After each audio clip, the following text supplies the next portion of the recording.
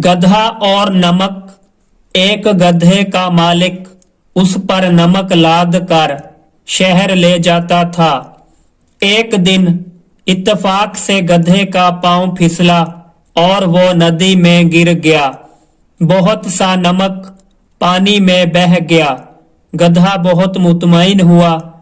अगले दिन गधा जानबूझकर नदी में बैठ गया। गधे का मालिक गधे की चालाकी समझ गया। इसको गधे पर गुस्सा आया। इसने अगले दिन गधे पर रुई लाद दी। गधा फिर पानी में बैठ गया।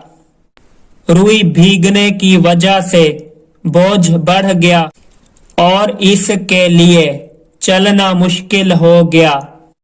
इस तरह गधे को अपनी चालाकी का सबक मिल गया। नतीजा, जैसा करोगे वैसा भरोगे।